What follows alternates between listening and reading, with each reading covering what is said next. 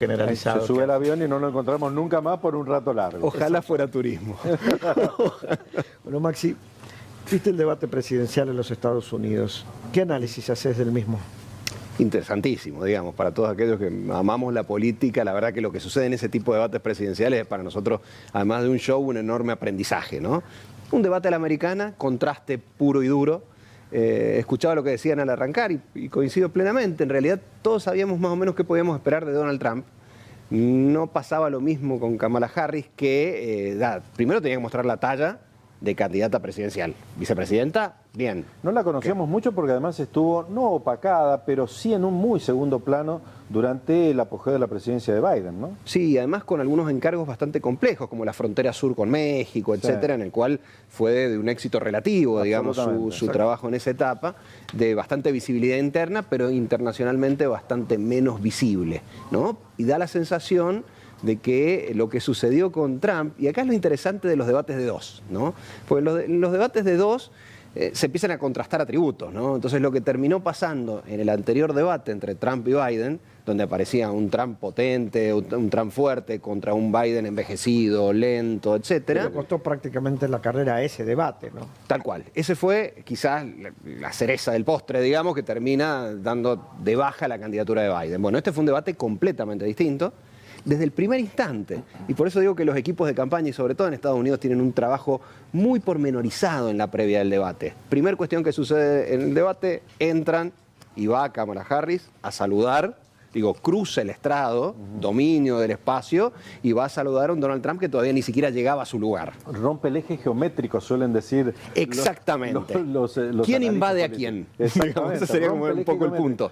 A mí me llamó la atención cuando pasa de la línea principal de su propio, de ese pequeño escritorio, dije, está dando un mensaje, fue adelante. Sin ninguna duda, fue bastante fuerte desde el arranque, evidentemente muy bien pensado, y se dieron cuestiones que creo que muestran una performance de Kamala Harris por encima de lo que se esperaba de ella, aún en Estados Unidos, y una performance de Trump que paradójicamente estuvo por debajo de lo que él suele dar, haciendo lo mismo de siempre, pero menos. Ahora, los moderadores que allá tienen un trabajo distinto a los moderadores generalmente en los debates en la Argentina, según denunció Donald Trump, actuaron más en favor de Kamala Harris que de él. ¿Eso es cierto o no? Sí. Sí. Sí, si uno ve las intervenciones, ponían en cuestión varias de las cosas que decía Trump. Ahora pasa lo siguiente. ¿Qué sucede si yo vengo acá y digo una mentira flagrante? ¿Cuál es el rol del periodista? ¿Es escucharla simplemente? O ponerte en evidencia. En el debate lo que pasó, actuaron más como periodistas que como moderadores, sin dejar pasar algunas cuestiones que son propias del discurso de Trump, donde en muchas ocasiones hace referencia a cuestiones que son flagrantemente falsas, y ellos lo hicieron notar. No es el mismo rol, no son las mismas pautas de los debates en la Argentina, de los moderadores. Sí, donde prácticamente los periodistas no hacen trabajo de periodismo. Exactamente, lo que hacen es moderar. Habla Juan, habla Pedro, yo en el medio, freno, es básicamente ese el trabajo. Ahí tienen un rol más activo, históricamente, no de ahora, y a Trump lo incomodó. ¿Por qué? Porque puso en evidencia algunas cuestiones que no tenían un sustento real detrás de lo que él decía, ¿no?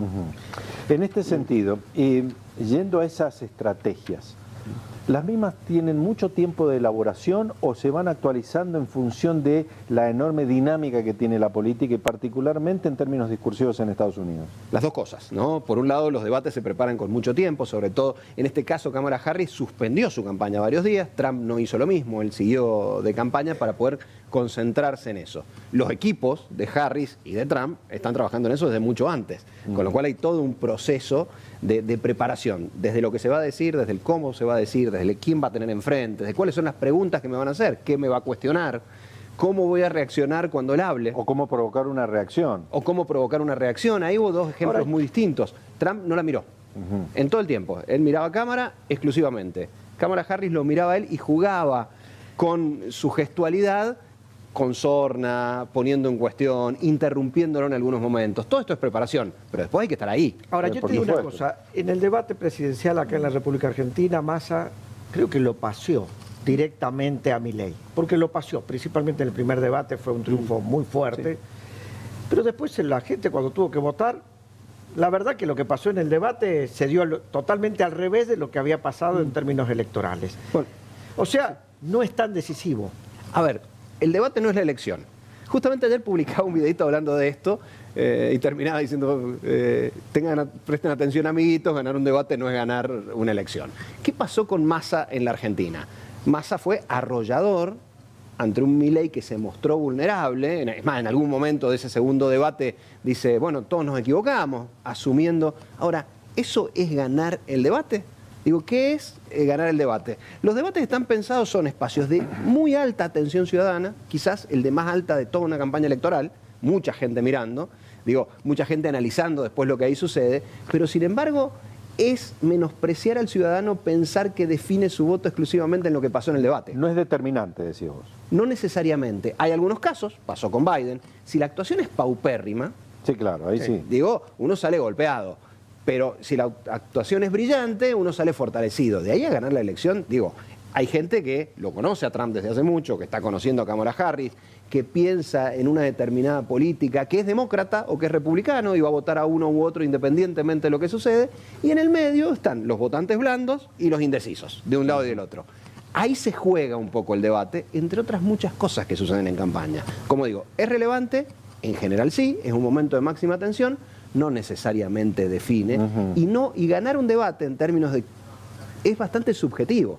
Digo, Milei logró, por ejemplo, en ese debate mostrarse vulnerable, mostrarse humano, que aparecía como una cosa poco común. Tal vez no sea perder del todo con eso. Perdió, claro, ¿viste? Y todos, cuando termina la elección, digo, el debate de Nixon-Kennedy, que es un debate histórico y todo esto, sí. Todos decimos, no, lo gana Kennedy. Lo podrían haber dicho ese día, digo, porque cuando terminó el partido todos sabemos lo que sucedió. Sí, los resultados del lunes cualquiera lo sabe. Tal cual. Entonces, en ese contexto a veces es bastante más sutil lo que puede ser ganar o perder un debate presidencial. Vamos un poquito a la realidad de la política argentina. Ayer se trató el veto de lo que fue la movilidad jubilatoria. Desde tu óptica y analizando el electorado de San Juan, ¿cómo ves que puede llegar a pesar a favor o en contra del presidente el veto a la movilidad jubilatoria? A ver, en el segmento específico afecta, sin ninguna duda. ¿El jubilado toma en contra de Milei el hecho de que le haya vetado esta movilidad? Algún segmento de jubilados, sin duda, porque tocan un interés específico. Y particularmente claro, el grueso, que es el más necesitado, que es el que está en la mínima. Claro, tocan algún interés específico, con lo cual en el corto plazo, nuevamente pasa como en los debates, no es lo único que sucede en la política, pero puede tener un impacto en términos de imagen positiva. Potencialmente. También podríamos haber dicho eso cuando hubo la gran marcha universitaria y finalmente cuando se midió después, la imagen se mantenía estable. ¿Podría afectarlo? Creo que sí, es probable que esto suceda, pero también es cierto que suceden otras cosas al mismo tiempo, ¿no? Entonces, en una política argentina que está bombardeada de novedades de manera permanente, hay otras cuestiones que también, digo, lo que se dijo de la inflación, también puede afectarlo positiva o negativamente. El 4,2% del mismo día donde el veto, digamos, sigue su curso, se difunde el dato de inflación. Bueno, eso también potencialmente afecta, en positivo o en negativo. No siguió bajando, no sube sustancialmente la inflación y me parece que eso también muestra, en términos de la propuesta única de venta de este gobierno, que es el control de la inflación, muestra un gobierno que logra sostener eso. Son fuerzas, unas hacia arriba, otras hacia abajo, y luego se compensan en valores que veremos en las próximas semanas con los primeros datos de opinión pública. En todo caso, impactaría en el que decidió el veto. ¿Capitaliza la oposición que no se sabe quién la conduce? No me parece que en principio. No hay hoy, para que capitalice alguien, tiene que haber alguien. Exactamente, eso voy, porque no se sabe quién la conduce. Cuando no hay un alguien, es difícil que se capitalice. Exactamente. Porque además hay movimientos a favor, en contra, algunos que faltan, otros que votan. Entonces es como más gris el asunto en términos de la capitalización del resultado de lo que sucedió. Yo no vi ayer un vocero claro, contundente e instalado en términos de opinión pública que sostuviera dar de baja el veto de manera contundente y que lo pudiera capitalizar. Hasta ahora la oposición carece de figuras políticas que sean capaces de aglutinar a esos sectores que potencialmente están en contra de una u otra medida. ¿Eso en el ámbito nacional y provincial? Sin duda, sin duda. ¿Y acá cómo ves la imagen del gobierno? La imagen del gobierno, lo hemos conversado en algún momento, se mantiene con un nivel de estabilidad entre los 55 y 60 puntos desde que asumió. ¿Bien? Un espacio, digamos, de tiempo bastante largo para mantener una imagen bastante sólida. Pasa a nivel nacional, pasa en otras provincias y pasa en San Juan, que se mantienen esos estándares entre 55 y 60 puntos acá, en algunos otros... alto, digamos. Sí, por supuesto, por supuesto. Por encima del 50%, cualquier cosa. Además te estoy hablando midiendo con regular. Si vos después dividís los regulares, los puntajes van muy por encima. Quien no mide lo mismo que medía cuando arrancó en San Juan es Milei, que ha tenido un leve deterioro. Digo, estaba rondando los 50 puntos, ahora está más cerca de los 40, que me parece que tiene que ver con esto, pero que no se refleja, fíjate, en los números de nivel nacional. Eso es un fenómeno sanjuanino que todavía no se ve, y no sabemos si se va a ver más adelante, en el agregado nacional. Esa estabilidad de la imagen del gobierno local también está vinculada a que no se identifica a quién lidera la oposición en San Juan. Da la sensación, a ver, en esto la imagen en general tiene que ver con expectativas versus realizaciones. Esto es, ¿qué te prometí? ¿Qué esperás vos de mí? Y después, ¿qué doy? Da la sensación de que lo que esperaba el sanjuanino, al menos hasta ahora, del gobierno provincial, viene siendo razonablemente cumplido. Los que lo querían lo siguen queriendo, los que no lo querían siguen sin quererlo. Los niveles de imagen negativa son realmente bajos, porque hay un regular en el medio entre esos casi 55-60 puntos, es bajo.